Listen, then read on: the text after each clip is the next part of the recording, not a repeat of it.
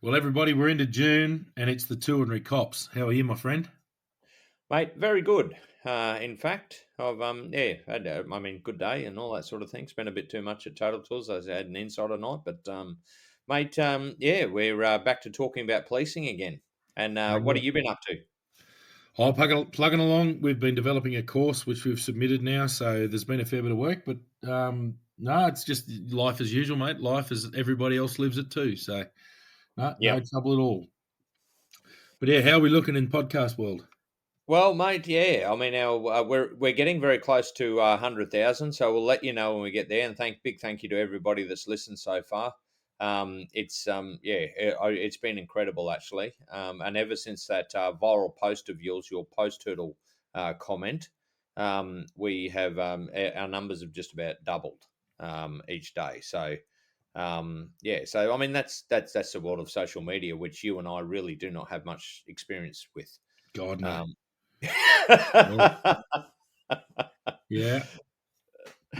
but hey, it's popular. People want to listen to it. So and look, we're happy that people are happy about listening to it. And look, mate, we've had quite a few responses from a lot of people as well since that's taken off. And as part of that, we've got quite a bit of stuff lining it up in the pipeline and getting people to have a chat to us, and we'll let that out of the bag when it comes up in the future, and some of it hopefully the very near future. But yeah, no, we're actually chatting with a lot more different people and stuff that or people that understand the trauma and all that the police go through. But also, and these are people that have actually worked in the job or frontline services. So I think that's really good. Mm. Mate, but first off, I'll give a shout out. Oh, I'm going to have to go back a bit here. Geez, we've had quite a lot of responses, mate. The amount of time I've actually spent on social media is far more than I ever did any time before. But I suppose that's a bit of our life now doing this podcast. Yeah, but I must say the public appreciates the lack of selfies, mate. That's good. Yeah. Yes, mate. Like we've always said, we've got the face for radio or Oh yeah, podcast. yeah, yeah. So what do we got? um, Yeah, so mate, another one. There's quite a few people that actually message back and forth. So that the guy from Macca's, Nathan, he actually really liked the purse turtle one. Mate, Craig Myers reached out, and he said, "Love the show, good listening, and it occasionally brings back some good memories." And he said also some bad. He's actually put us on to a non-for-profit charity which helps frontline officers, and we'll talk more about that in the future. I've had a chat to the guy that runs it, yeah, mate, I think there'll be some really good stuff coming out of that. It's really good what they're doing, but we'll bring you more on that like later on. And mate, I believe you have one as well. Do you want to talk about that one now? Yeah, I do. One of our old squaddies, Luke Bevo from Alice Springs. Now, my memory of Bevo, he was the toughest bloke in our squad. Yeah. He's a quiet fella. He's ex-army. He was a big unit, and he just quietly, competently went about his business. And when we were doing defensive tactics training and also PT as it went on, and we do defensive tactics style PT, he was the bloke you'd get teamed up with and go, oh, shit, this is going to hurt. He was just a Yep. big weapon of a bloke. Anyway, he rang out of the blue, not would have been a week or two ago, and I just had a bit of a chat to him and just yarning about it. He's based in Alice Springs. He's been in Alice Springs since he left the college, so 18 years service in Alice Springs. Wow. And he came up with he just got onto the podcast and he said a couple of things. He said, just listened to episode 9, which was on leadership, and he goes, Schultzy's example of members being policy driven rather than evidence and legislative driven is awesome. So from memory, that was talking about driven internally by how leaders at higher levels introduce policy that doesn't necessarily make a lot of sense, but it ticks boxes higher up and it doesn't really have a practical application. Yeah. From memory, and that was rather than being evidence and legislative driven, and that was to do with dishing out domestic violence orders left, right, and centre from memory. So Yeah. he reckons that's spot on, and that's from the horse's mouth. That's a bloke who's serving in Alice Springs right now.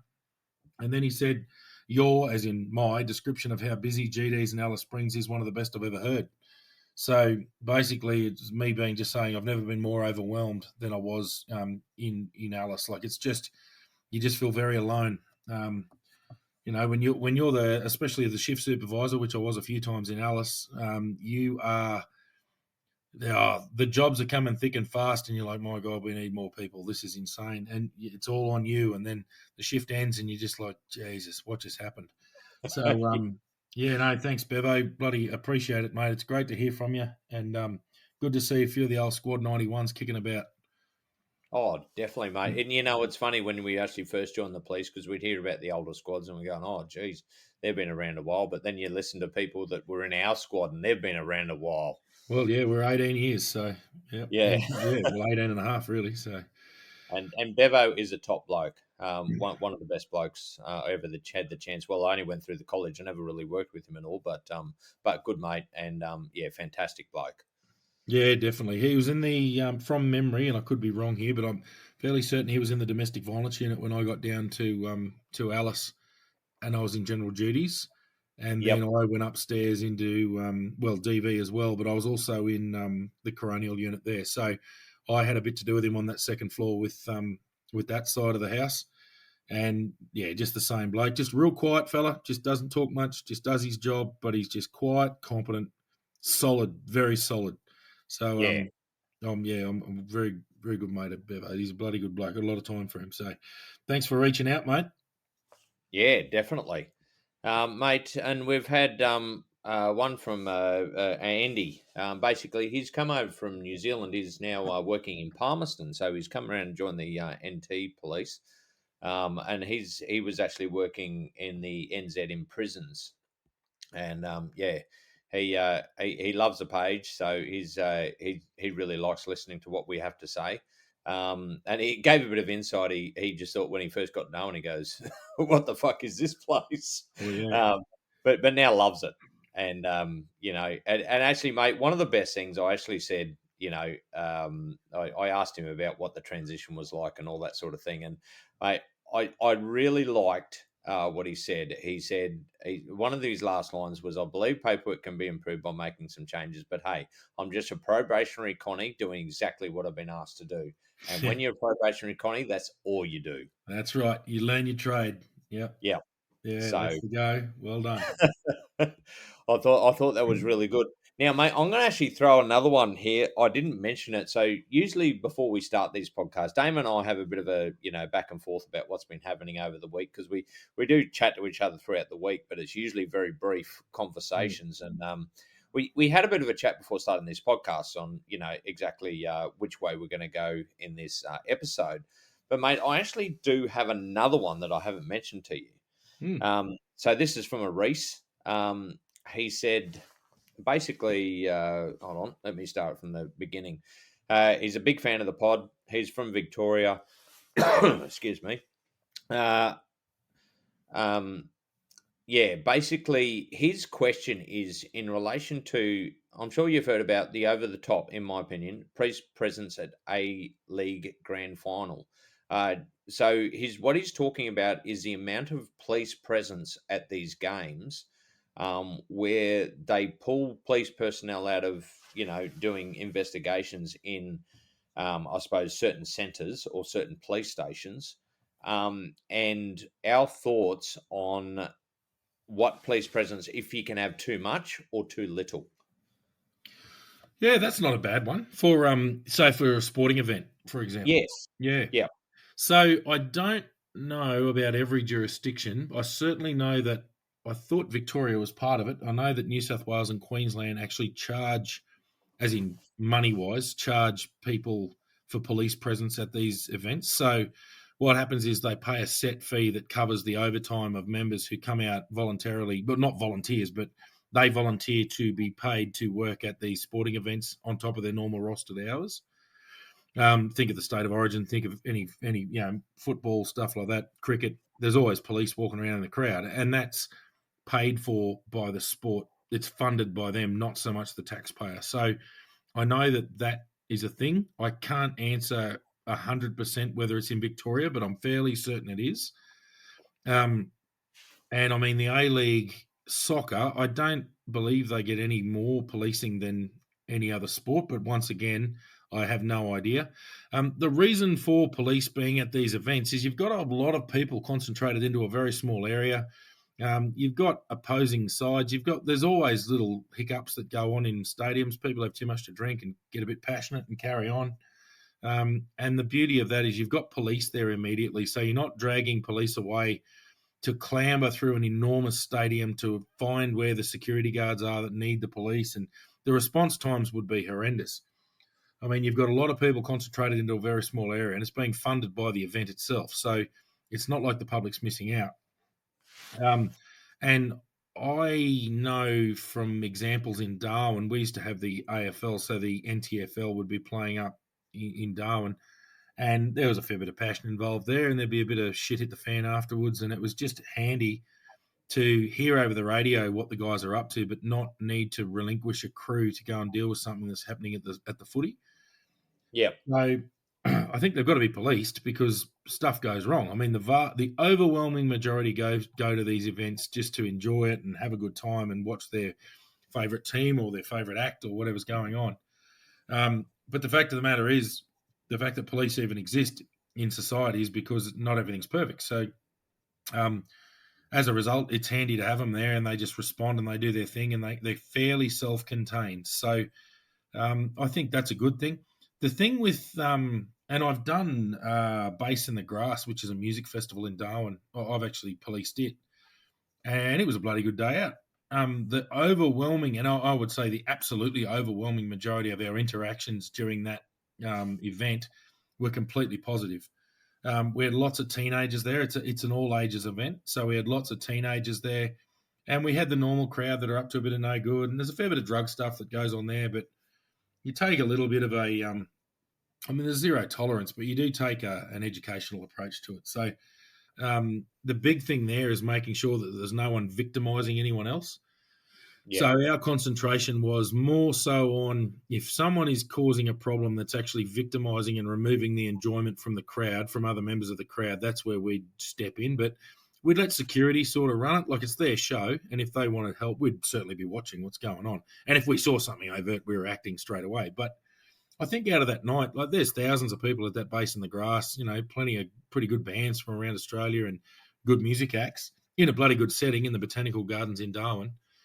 And I think we made, 3 or 4 arrests. Like it was pretty low key. Like it really was as far as police went. So I think his second point was, can there be too much police presence? Well, I don't think there's a problem with police presence. It's if police start massively inserting themselves into people being a bit jovial, then yeah, it becomes a bit oppressive. But I don't think that's. I'm sure that would occur, but that's certainly not my experience. I think most of us were having a bit of a laugh, and you muck around with punters and make sure they're all happy, and you just keep it pretty light. So that was my experience at both Bass in the Grass and the NTFL. Was that you sort of understand that you're there for an entertainment event and that people are going to be yahooing and having a good time, and you've got to differentiate between people letting their hair down and people actually victimising others and causing an actual problem. So. Would you want a wall of riot cops? Well, I don't know, but the A-League soccer's pretty wild, so yeah, you might. But that would be a case by case. I mean, wasn't there a soccer game this week in France that ended up there was one person killed and buildings burnt down and all kinds of wild shit went on? So Yeah, but you've that's got in to Europe. respond to that. That's European, mate. They take their soccer pretty serious over there. Holy bloody hell. So yeah, I mean, you don't want to be an authoritarian boot standing on the top of an event, but you still got to remember there are people there who are vulnerable. You got young people, you got lots of people who might be their first time out. Lots of teenagers dress up and all the rest of it, and you don't want them being victimised by somebody. So, yeah, that's the balance. I think that's probably all there is to it. There's a balance there, and good police can balance that pretty well. Yeah, mate, definitely. I basically, my point of view is, look, I think some of the thing is some people think an extra police presence can antagonise people. There's certain sort of people they definitely can. But I said it all becomes then operational, how you do it operationally. I said, look, sometimes I think the best way is to you have police, so they people there know there's police there. But if you have extra police, make sure they're just tucked away to deal with the situation, so you can get in, get out as soon as something happens, so it doesn't affect the crowd and the day to day goings on of the event, so to speak.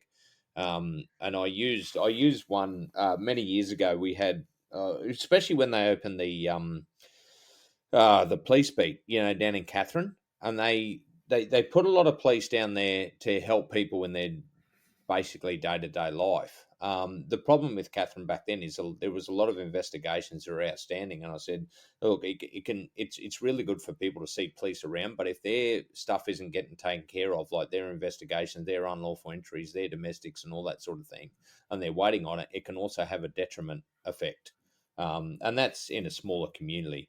Or even in a bigger community in a city, you see people, a lot of police standing around doing anything. If they've been a victim of something and they're not getting answers, and that can cause problems. But I don't think it's a massive issue in that sort of sense. But it's something that they have to think about, I think, when depending on how much police presence they put into stuff, because investigations still have to keep on going on. Police stations still need to run and answer calls. And the problem is, if you're dragging a lot of police away for these events, even though it's paid for by these events, Mm. Somewhere else is missing out. Yeah, and Um, I think that's why a lot of it's done on overtime. So it can't be done by rostered members, which would make sense to me. So yeah, I think that sort of covers off on the members at public events, I suppose. yeah, well, mate, Mm. I actually had information. Apparently, 7 police stations were shut down for one particular event for members to attend. Wow. Um, Yeah, so and that was done from political point of view. Yeah. Um, but I mean, that's getting into politics, mate, and you know how much we love politicians. Oh yeah. Um, there's too much political influence in policing, which I've always said. So, but yeah, mate. Look, the thing about that, yeah, I think there's a lot of people out there that think the police antagonise, or they can antagonise, but they're a certain group of people. I think police presence has always been very good. And like you said, if you actually join in the crowd, there's not too much drama. Most people are quite happy about it, which is kind of funny because that leads into what we were going to talk about in this episode. So we're talking to, I think we spoke to a guy that's basically in the UK, and he was thinking about coming across, and he loved our episode where we gave him a shout out and all that sort of thing, and I said, look, is there anything else you want to talk about? And he said he was just wondering about what the respect is like for police in Australia. He said he's feel like it's really gone down here in the UK over the last few years. It'd be interesting to know if your general day-to-day person has a lot of respect for police here in Australia. So, mate, do you want to lead off on that one first? Yeah. Yeah, it's a good point because I mean, you've only got to have a look at our Instagram comments and you'll see that there is a fair bit of disrespect. But that's fine. The beauty of me and Schultzy is our skin is about a foot thick, so it's like Yeah, good luck, champ. So anyway, look, I think generally speaking, I don't know. It's hard to gauge because when you are one or when you're in there, it's a bit tricky because people aren't going to tell you to your face. But um, I think overwhelmingly it's slightly positive. So a lot of people are just, whatever the cops. It's not that they're overwhelmingly for or overwhelmingly against. They're just sort of indifferent.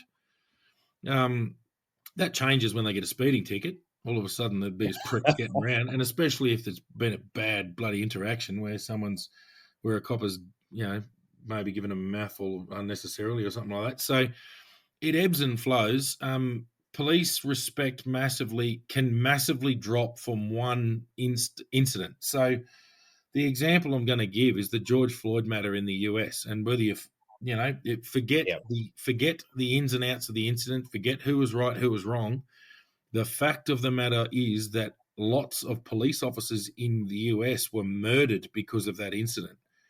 yeah, So something like that where the media can portray it across can just massively smash the respect for police. So for people who are just day in, day out going about their business and don't even give the police a second thought until they see a police car, it can massively damage the reputation. But I mean, this generally bounces back. Then they'll have a nice story where a little old lady got reunited with a nursing home by the local coppers, and that boosts respect. So I think Yeah, acutely it goes up and down. I think generally speaking, the overwhelming majority of people in the public have a basic, even if they don't necessarily like the police and want to go out of their way to talk to them, I think everyone recognizes the need for them. Especially if you've been the victim of crime, you understand that there's a need for police there. A little bit of disrespect comes out of not having enough police, which is certainly not the fault of the coppers on the ground. It's the fact that there's a lot of call for service and not a lot of people to answer the call. So that certainly has an aspect of it. Mate, it's so difficult. The other thing is it varies from place to place. I remember yeah, in Tennant Creek, the law-abiding working folk in Tennant Creek, mate, half the town came to my send-off at the police club. And they were extremely on side because I think when the crime is so in your face and you see what the police face day in, day out, you sort of just go, Jesus, hats off, boys. That's out of control, that shit. So there was a lot of that too. You yeah, go to places that don't sort of have the same issues as a place like Tennant Creek, and I think it becomes more apathy. It's like, no, whatever, yeah, the cops, so what? So I think we're lucky in that there's not a burning hatred for police, generally speaking. I think certainly in some places there would definitely be that.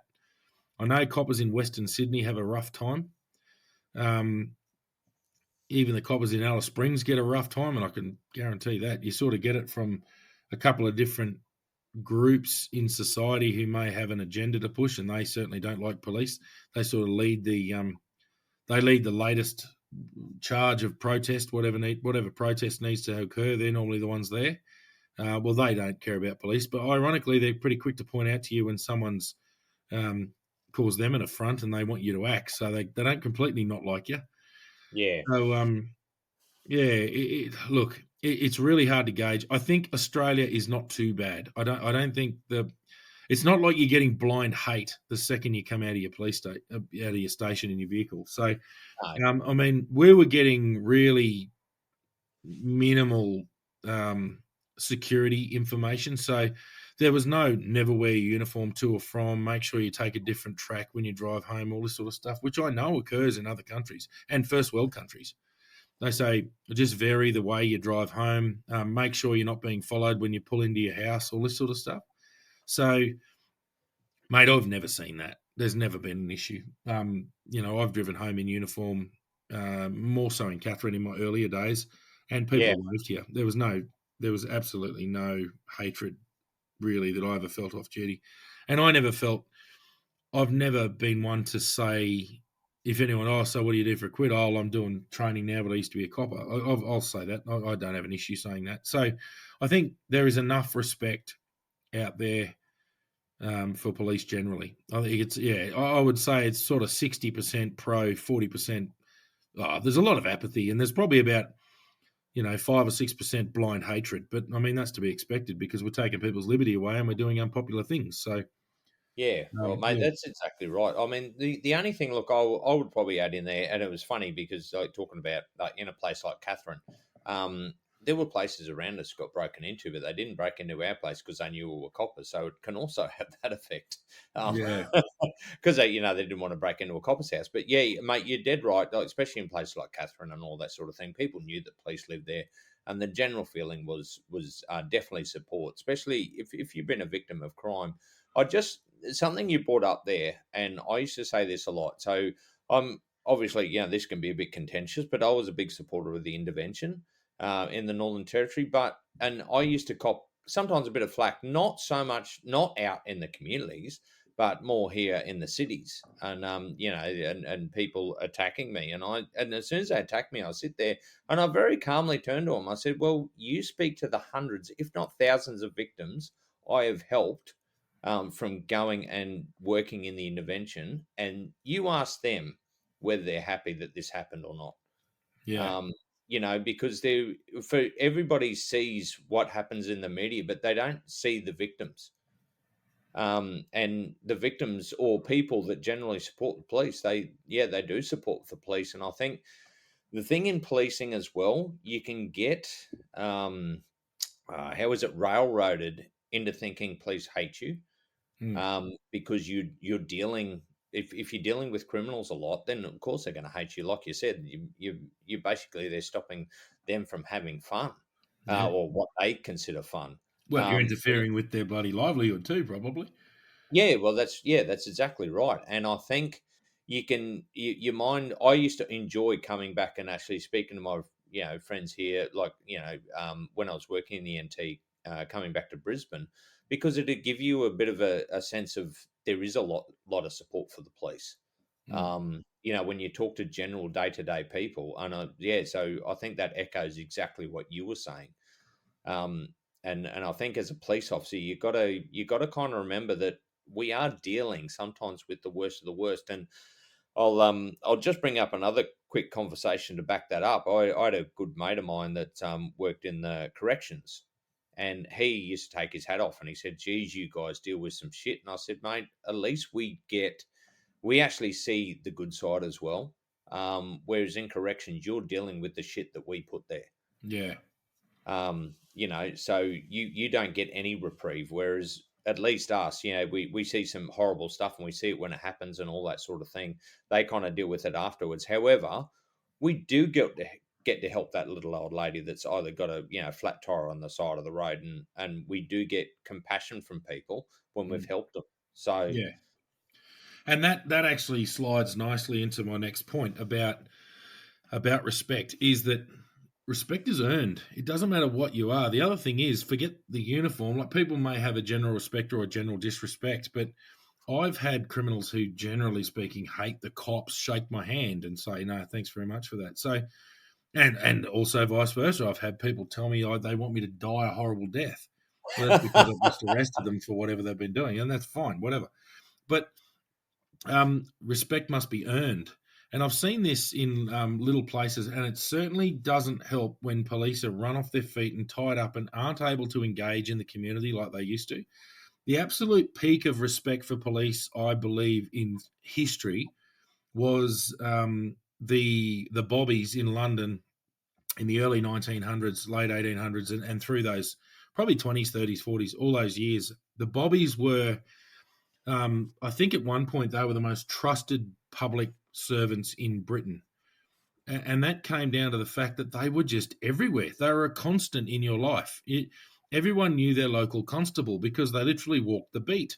They would yeah, walk their little beat. They would walk into all the shops. They would know everybody. They would help little jobs here and there. Um, I'll give another example I mean, that's the bobbies. We'll just talk about them for a sec. So they would know the names of the kids who are going to school. They would know the people who own the businesses. They knew everybody in their patch.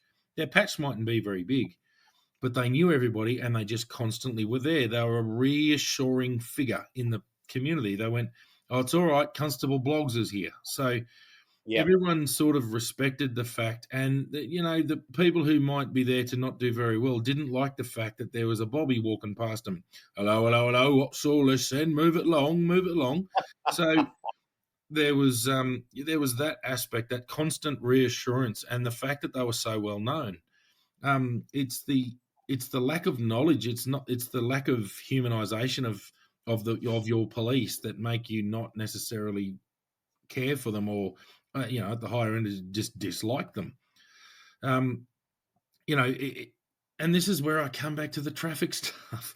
Overzealous traffic policing, overzealous traffic and I'm not going to flog them, but I'm just going to say overzealous traffic policing removes respect for police. It's like, mate, that was a really minor thing and you just smashed me with a fine. My house got broken into last week. You heard it from that prick. So you've got to balance it out. And I'm not going to get into the traffic thing. I've done that and I've had some feedback on that and people aren't happy. A couple of traffic cops don't like what I've said, and that's fine. Anyway, um, it's more that when you're there and when you're present, that's where people will respect you. And I'm talking about even people in major cities. You can still get to know. It's bloody hard in a major centre because you're going job to job to job. It's just bloody impossible to talk to people. But in those little communities, mate, we knew everybody. And I think, generally speaking, in those Aboriginal communities, we were overwhelmingly respected because we were just there. We were the constant. Like, they see us every day at the shop getting lunch or getting a coffee or whatever. We'd be at a job and we'd be kicking a footy with the kids, or we'd, not always. A lot of the time you're operationally engaged and you can't actually do that. But if you're just poking around, if we're just going for a patrol, I don't know about anyone else, but I do more than 2 hours at a computer, I'm done. I just need to go for a drive to get my head back.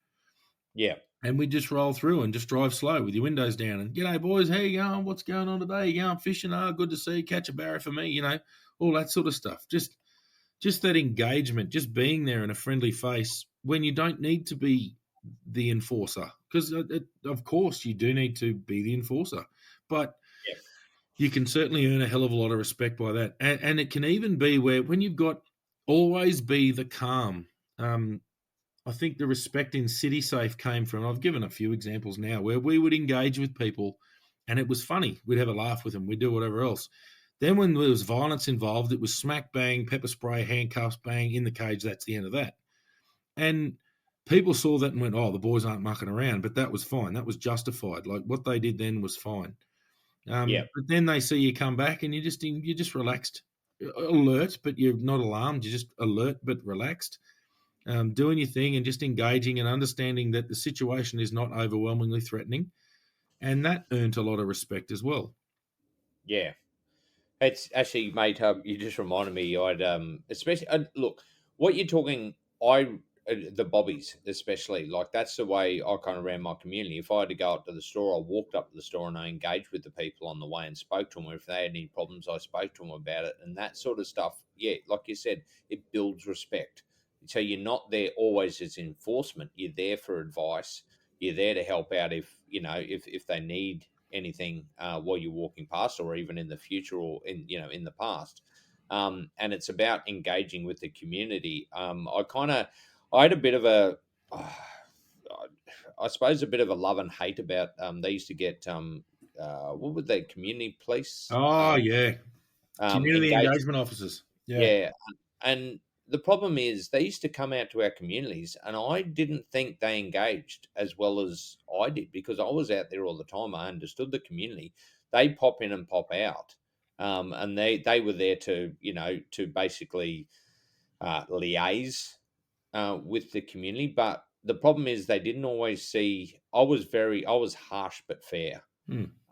and that's what I built. And they got to respect and understand that, and they respected me for it, and they liked the fact that I used to walk up and have a chat to them, and help them out with their family problems sometimes.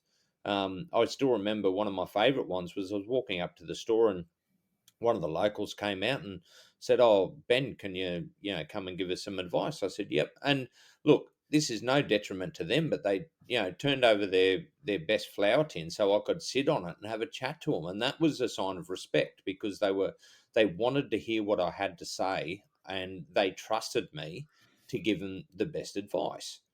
Yeah. Um, and that's about engaging with the community. And so I did have a bit of a love hate relationship because these people that fly in fly out, because you still don't know the community like I know the community. No, Um, and actually, one point that's really important to make on that is that policing is not all cuddles. There are no, times when it's not cuddles. You've got a bloody job to do, and this is why it's hard, because it's easy to be liked by everybody. It's hard to have respect, but still do your job, and at times do an unpopular job where someone's getting arrested. They might be a very popular person or a very important person in that community, and that doesn't matter. They've broken the law and they're getting arrested and they're going in, and it's a difficult job to do because there's a lot of confrontation. There's a lot of intimidation towards you. There's a big group. You're outnumbered. You've still got to do your job. One thing that used to make that job easier was if you did need a surge capacity, and especially in Aboriginal communities, TRG or detectives or other members would come out to assist. Well, they could be the, for want of a better term, bad guy, and you were still the local. So you were left looking good, and they would do the rough and tumble and they would deal with what needed to be dealt with. Well, the community engagement officers, I believe, used to do the opposite. They used to come out and be the cuddly good guy and kind of make the local out to be the bad guy because he's the one doing the enforcement. Certainly not deliberately, but I think the whole concept had that kind of effect where they turn up and they have kids things for the kids. They have balls to hand out. They do all this sort of stuff. So they're these happy, fun cops. And then all of a sudden, the bloke who lives there all the time has to go and lock up dad for beating up mum, and he's the bad guy. So I think I think it went in the face a little bit of some of the tactics we used to use in remote communities for keeping the longevity of people who were there. Yeah. And the fact of the matter is, if you're going to have any longevity in those small communities, they're pretty rough places at times. You have to engage. And we've said that plenty of times before. Yeah. But it's universal, realistically, and I get it. I know it's really busy, and there's a lot more paperwork, and I know it's not always easy, but there's a lot to be said for engaging. I'll give a bit of a shout out actually to the two local coppers in Dorrigo, Brett and Brody. Both of them are now playing rugby. I believe Brett is actually 40 years old, and he's playing for the local Dorrigo Rangers Rugby Club. I mean, he's playing against 18, 19-year-old kids who are butchers, farmers, like tough, bloody tough young adults. And I was like, mate. Anyway, Brody hit me up. He goes, why don't you come and play for the Rangers? I said, mate, I'm 43 years old. There's not enough ibuprofen in New South Wales to get me on a rugby team. But I reckon it is just such good engagement. They've got, and they know everybody. I've had a couple of times, more for firearm stuff. I've just had to go and liaise with the local coppers to get my firearms licensing done. And it's been interesting just to hear. I'd mention a name and they go, oh, yeah, no, and he's out there with his blokes and blah, blah. And they just know. They know the locals. And it's not an easy gig these days. They'll log on to their when they start duty, they'll log on and they'll be sent straight down the hill to Coffs Harbour and stuff like that. So that's a modern day version in a different jurisdiction who are doing that liaison and getting that respect. And I think they're held in pretty high regard, the local Dorrigo coppers. Yeah, yeah, mate, definitely. Yeah, no, you're dead right there, mate. I'm just going to give a bit of a segue here. I'm just going to give a shout out, and I forgot to do this a couple of weeks ago. But it's just it's a very good friend of mine. Well, actually, a friend from high school. His wife, who's an amazing woman, has started her own podcast, and she was going to start it years ago, long before we started ours. But she came and had a chat to me and basically started her own up, just getting ideas from us for podcasts. Geez, mate. And anyway, she started one and it's called Once Upon a Real Life podcast. So if I've actually been on there, Pete Mattiatis has been on there, Damo, and I think you might have to go on there as well. At Probably some will. stage. Yeah. But if you want it, she's got some incredible stories and also, I'm just I cannot remember his name. Was it Tim, the prosecutor in Catherine? That's her uncle, who was actually a prosecutor in Catherine. I think he came after you left, though. Yeah, So okay. Yeah, it's not familiar. Yeah. yeah, so I worked with him quite a bit. Yeah, and that's her uncle. They're originally from Darwin, that family. So, and I think, Belinda's brother's actually thinking about joining the NT police because he's always wanted to be a copper. So, if you do get a chance and you want to hear some real life stories, I believe she's chasing somebody that had something to do with Sweetheart, that crocodile, Yeah. up there as well. And I did say that I would ask anybody, if she's really keen on ghosts, and all that sort of stuff. So that's one of the last questions she'll ask you if you've encountered any ghosts. And I Yeah. did mention about Marramboy, and I said I'm not sure whether anybody would come on happy to talk about it, but it's out there. Yeah, there you go. Actually, while we're on that, I do have a shout out. It's actually Bob Rennie's daughter up in the Northern Territory, Chelsea. She's had a bit of a rough and tumble time at points, and Yep. she has started she's involved with a podcast now. The name of the podcast is Unbreakable Voices Rise Up NT. So it's a survivor-led group supporting Indigenous and non-Indigenous people impacted by domestic and sexual violence in the Northern Territory. So Oh, very good. for people interested in that sort of thing, certainly have a look at that. So the name again is Unbreakable Voices Rise Up NT. So yeah, for people who are interested in that kind of thing, definitely give Chelsea a listen. And yeah, she's got. I see there's a couple of guest speakers on there already. But yeah, that's pretty brave to stand up and tell your story like that. So a bit of a shout out there. Yeah, mate, definitely. People that have the courage to actually stand up and talk about that stuff. Mate, sorry, I did a bit of a segue there, but I do have something else to go back on the previous stuff you're talking about, Mm, and about like when you're policing in these communities and all that sort of thing. Yeah, you do have to be tough. You do have to make the hard calls. You do have to look like the bad guy. And I'll just make it. It's a bit of a funny one, but there was a couple of, and I'll say it, white do-gooders that got a petition going, and it was not only against the police; it was against medical health and all that sort of stuff. People that flew in and flew out of the communities and didn't really understand them, and they got a few people that didn't so much like the police on board to sign documents and all that sort of thing to try and get us all a bit in trouble. mm. Anyway, they had a meeting in Millingimby about it, and they asked me to come along and speak. And one of them was every time the police come over to Millingimby, people are terrified that they're going to go away in handcuffs. And anyway, they threw that question to me, and I said, "Well, I said it's quite simple. I said, don't break the law, you won't go in handcuffs. That's it." Yeah, I'm, yeah. It's not difficult, is I'm- it? exactly. I'm not going to justify it any other way. But No. the fact is, you don't break the law, you won't have Yeah. a problem. Yeah. You're not allowed to bash people. You're not allowed to break into the shop. You're not allowed to Yep. steal cars. Pretty simple stuff. Yep. Yeah. Yeah. So, yeah, mate. But I mate, reckon that's that'll do us, 41. mate. Sorry. Yeah, that's 41 minutes, mate. Yeah, that'll do us. Yep. Ken and Jeez, Will's you book. can talk. Yeah. God. Cannot wait.